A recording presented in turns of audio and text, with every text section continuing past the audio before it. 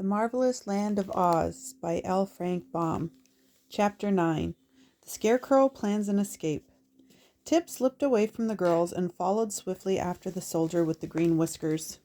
The invading army entered the city more slowly, for they stopped to dig emeralds out of the walls, impaving stones with the points of their knitting needles. So the soldier and the boy reached the palace before the news had spread that the city was conquered.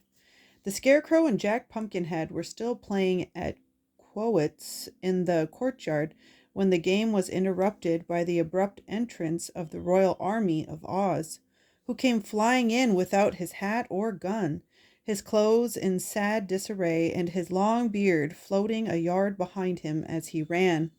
"Tally 1 for me," said the Scarecrow calmly. "What's wrong, my man?" he added, addressing the soldier. "Oh, your majesty, the city is conquered," gasped the royal army, who was all out of breath. "This is quite sudden," said the Scarecrow, "but please go and bar all the doors and windows of the palace, while I show this Pumpkinhead how to throw a quoit."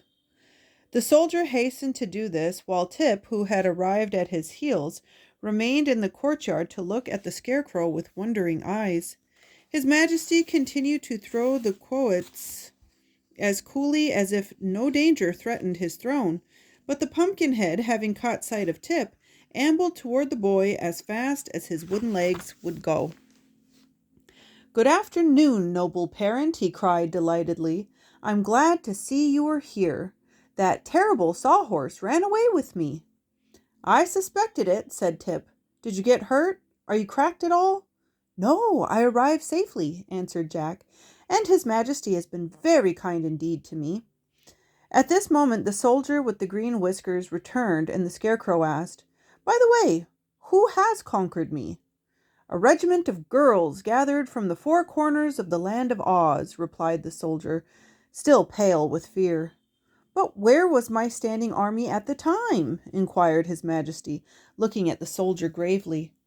"Your standing army was running," answered the fellow honestly, "for no man could face the terrible weapons of the invaders." "Well," said the Scarecrow after a moment's thought, "I don't mind much the loss of my throne, for it's a tiresome job to rule over the Emerald City, and this crown is so heavy that it makes my head ache. But I hope the conquerors have no intention of injuring me, just because I happen to be the king." "I heard them say," remarked Tip with some hesitation, "that they intend to make a rag carpet of your outside and stuff their sofa cushions with your inside." "Then I am really in danger," declared His Majesty positively, "and it will be wise for me to consider a means to escape." "Where can you go?" asked Jack Pumpkinhead. "Why, to my friend the Tin Woodman, who rules over the Winkies and calls himself their emperor," was the answer. "I am sure he will protect me." Tip was looking out the window. "The palace is surrounded by the enemy," he said. "It is too late to escape. They would soon tear you to pieces." The Scarecrow sighed. "In an emergency," he announced, "it is always a good thing to pause and reflect. Please excuse me while I pause and reflect." "But we also are in danger," said the Pumpkinhead anxiously. "If any of these girls understand cooking, my end is not far off." "Nonsense!" exclaimed the Scarecrow. "They're too busy to cook, even if they know how." "But should I remain here a prisoner for any length of time?" protested Jack. "I'm liable to spoil." "Ah, then you would not be fit to associate me." "Associate with," returned the Scarecrow. "The matter is more serious than I suspected." "You," said the Pumpkinhead gloomily, "are liable to live for many years. My life is necessarily short, so I must take advantage of the few days that remain to me." There, don't worry," answered the Scarecrow soothingly. "If you'll keep quiet long enough for me to think, I'll try to find some way for us all to escape." So the others waited in patient silence while the Scarecrow walked to a corner and stood with his face to the wall for a good 5 minutes. At the end of that time, he faced them with a more cheerful expression upon his painted face. "Where's the sawhorse you rode here?" he asked the Pumpkinhead. "Why, I said he was a jewel, and so your man locked him up in the royal treasury," said Jack. "It was the only place I could think of, your Majesty," added the soldier, fearing he had made a blunder. "It pleases me very much," said the Scarecrow. "Has the animal been fed?" "Oh, yes, I gave him a heaping peck of sawdust." "Excellent," cried the Scarecrow. "Bring the horse here at once." The soldier hastened away, and presently they heard the clattering of the horse's wooden legs upon the pavement as he was led into the courtyard. His Majesty regarded the steed critically. "He doesn't seem especially graceful," he remarked musingly, "but I suppose he can run?" "He can indeed," said Tip, gazing upon the sawhorse admiringly. "Then, bearing us upon his back, he must make a dash through the ranks of the rebels and carry us to my friend, the Tin Woodman," announced the Scarecrow. "He can't carry 4, objected Tip. "No, but he may be induced to carry 3, said His Majesty. "I shall therefore leave my royal army behind. For, from the ease with which he was conquered, I have little confidence in his powers." "Still, he can run," declared Tip, laughing. I expected this blow," said the soldier sulkingly. "But I can bear it. I shall disguise myself by cutting off my lovely green whiskers. And after all, it is no more dangerous to face those reckless girls than to ride this fiery, untamed wooden horse." "Perhaps you're right," observed His Majesty. "But for my part, not being a soldier, I am fond of danger. Now, my boy, you must mount first, and please sit as close to the horse's neck as possible." Tip climbed quickly to his place, and the soldier and the Scarecrow managed to hoist the Pumpkinhead to a seat just behind him. There remained so little space for the king that he was liable to fall off as soon as the horse started. "Oy, fetch a clothesline," said the king to his army, "and tie us all together. Then if one of us fall, we will all fall off." And while the soldier was gone for the clothesline, His Majesty continued, "It is well for me to be careful, for my very existence is in danger." "I have to be as careful as you do," said Jack. "Not exactly," replied the Scarecrow, "for if anything happened to me, that would be the end of me. But if anything happened to you, they could use you for seed." The soldier now returned with a long line and tied all 3 firmly together, also lashing them to the body of the sawhorse, so there seemed little danger of their tumbling off. "Now throw open the gates," commanded the Scarecrow, "and we will make a dash to liberty or to death." The courtyard in which they were standing was located in the center of the great palace, which surrounded it on all sides, but in one place a passage led to an outer gateway, which the soldier had barred by order of his sovereign. It was through this gateway His Majesty proposed to escape, and the royal army now led the sawhorse along the passage and unbarred the gate, which swung backward with a loud crash. "Now," said Tip to the horse, "you must save us all. Run as fast as you can for the gate of the city, and don't let anything stop you." "All right," answered the sawhorse gruffly, and dashed away so suddenly that Tip had to gasp for breath and hold firmly to the post he had driven into the creature's neck. Several of the girls who stood outside guarding the palace were knocked over by the sawhorse's mad rush.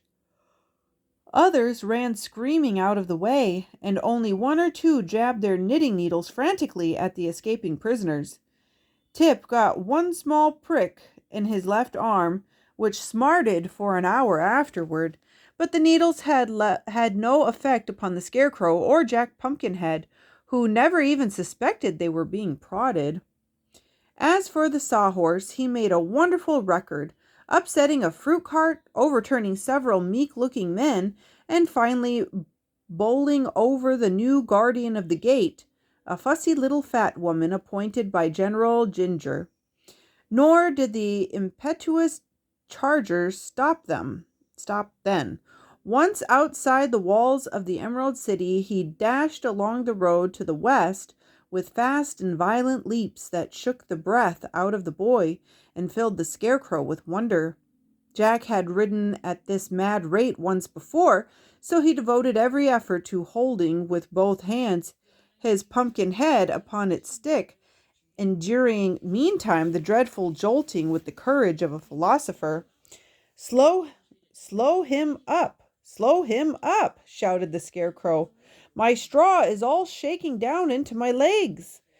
But Tip had no breath to speak, so the Sawhorse continued his wild career unchecked and with unabated speed. Presently they came to the banks of a wide river, and without a pause the wooden steed gave one final leap and launched them all in midair. A second later they were rolling, splashing, and bobbing about in the water, the horse struggling frantically to find a rest for its feet, and its riders being first plunged beneath the rapid current and then floating upon the surface like corks. Chapter 10. The Journey to the Tin Woodman.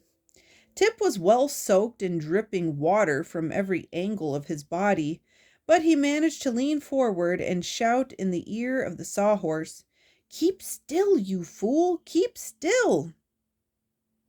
The horse at once ceased struggling and floated calmly upon the surface, its wooden body being as buoyant as a raft. "What does that word fool mean?" inquired the horse. "It is a term of reproach," answered Tip, somewhat ashamed of the expression. "I only use it when I'm angry." "Then it pleases me to be able to call you a fool in return," said the horse, "for I didn't make the river nor put it in our way, so only a term of reproach is fit for one who becomes angry with me for falling into the water." "That's quite evident," replied Tip, "so I will acknowledge myself in the wrong." Then he called out to the Pumpkinhead, "Are you all right, Jack?" There was no reply, so the boy called to the king, "Are you all right, your majesty?" The Scarecrow groaned. "I'm all wrong somehow," he said in a weak voice. "How very wet this water is!" Tip was bound so tightly by the cord that he could not turn his head to look at his companions, so he said to the Sawhorse, "Paddle with your legs toward the shore." The horse obeyed, and although their progress was slow, they finally reached the opposite river bank at a place where it was low enough to enable the creature to scramble upon dry land. With some difficulty, the boy managed to get his knife out of his pocket and cut the cords that bound the riders to one another and to the wooden horse. He heard the Scarecrow fall to the ground with a mushy sound, and then he himself quickly dismounted and looked at his friend Jack. The wooden body, with its gorgeous clothing, still sat upright upon the horse's back, but the pumpkin head was gone, and only the sharpened stick that served for a neck was visible. As for the Scarecrow, the straw in his body had shaken down with the jolting and packed itself into his legs and the lower part of his body, which appeared very plump and round, while his upper half seemed like an empty sack. Upon his head the Scarecrow still wore the heavy crown, which had been sewn on to prevent his losing it, but the head was now so damp and limp that the weight of the gold and jewels sagged forward and crushed the painted face into a mass of wrinkles that made him look exactly like a Japanese pug dog. Tip would have laughed had he not been so anxious about his man Jack, but the Scarecrow, however damaged, was all there, while the pumpkin head that was so necessary to Jack's existence was missing. So the boy seized a long pole that fortunately lay near at hand and anxiously turned again and again toward the river. Oh my gosh. And anxiously turned again toward the river. Far out upon the water he sighted the golden hue of the pumpkin, which gently bobbed up and down with the motion of the waves. At that moment it was quite out of Tip's reach, but after a time it floated nearer and still nearer until the boy was able to reach it with his pole and draw it to the shore. Then he brought it to the top of the bank, carefully wiped the water from its pumpkin face with his handkerchief, and ran with it to Jack and replaced the head upon the man's neck. "Dear me," were Jack's first words. "What a dreadful experience! I wonder if water is liable to spoil pumpkins." Tip didn't think a reply was necessary, for he knew that the Scarecrow also stood in need of his help. So he carefully removed the straw from the king's body and legs and spread it out in the sun to dry. The wet clothing he hung over the body of the Sawhorse. "If water spoils pumpkins," observed Jack with a deep sigh, "then my days are numbered." "I've never noticed that water spoils pumpkins," returned Tip, "unless the water happens to be boiling. If your head isn't cracked, my friend, you must be in fairly good condition." "Oh, my head isn't cracked in the least," declared Jack more cheerfully. "Then don't worry," retorted the boy. "Care once killed a cat." "Then," said Jack seriously, "I am very glad indeed that I am not a cat." The sun was fast drying their clothing, and Tip stirred up His Majesty's straw so that the warm rays might absorb the moisture and make it as crisp and dry as ever. When this had been accomplished, he stuffed the Scarecrow into symmetrical shape and smoothed out his face so that he wore his usual gay and charming expression.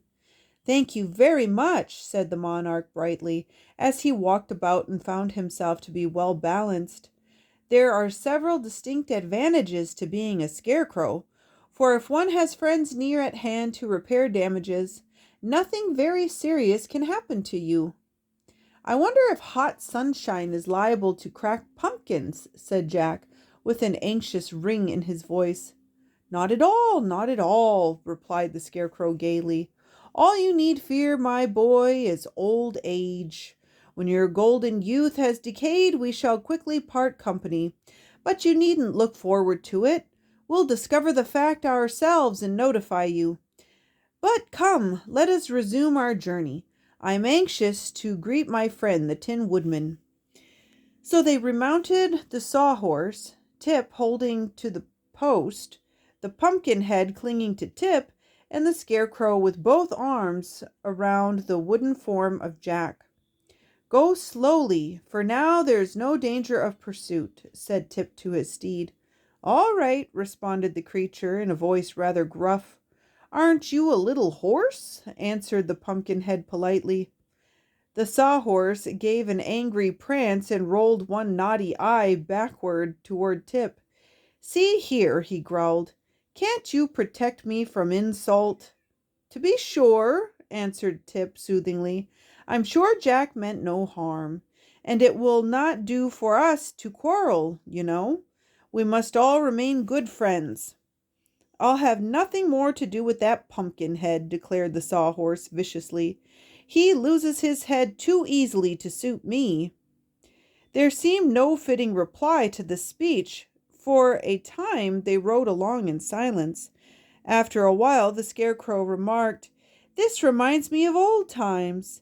It was upon this grassy knoll that I once saved Dorothy from the stinging bees of the Wicked Witch of the West."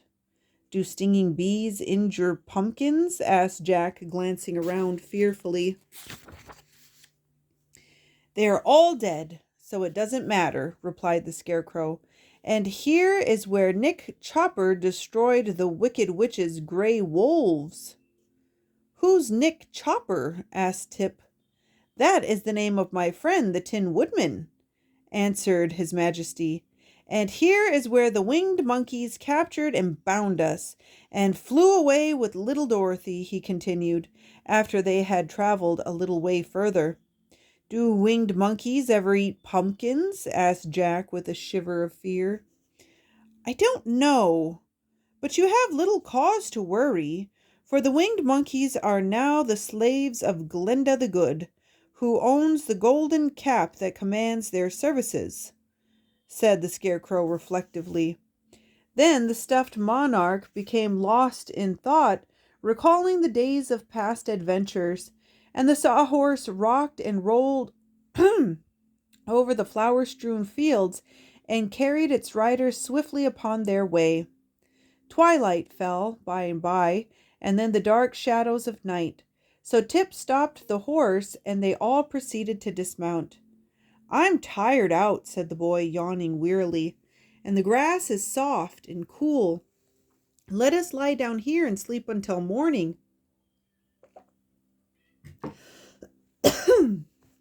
I can't sleep, said Jack.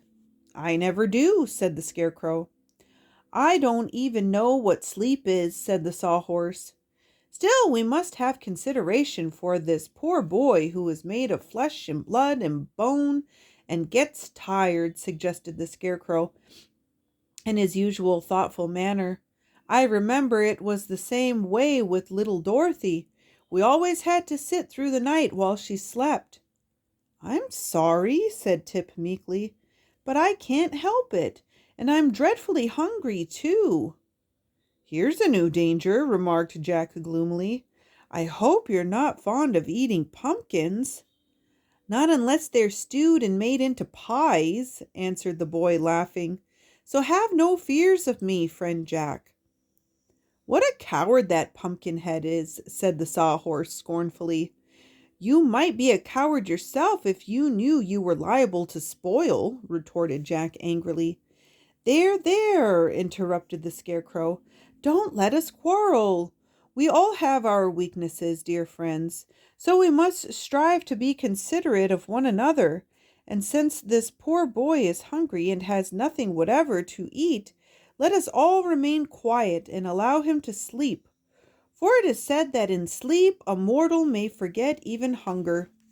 Thank you, exclaimed Tip gratefully. Your Majesty is fully as good as you are wise, and that is saying a good deal. He then stretched himself upon the grass, and using the stuffed form of the Scarecrow for a pillow, was presently fast asleep.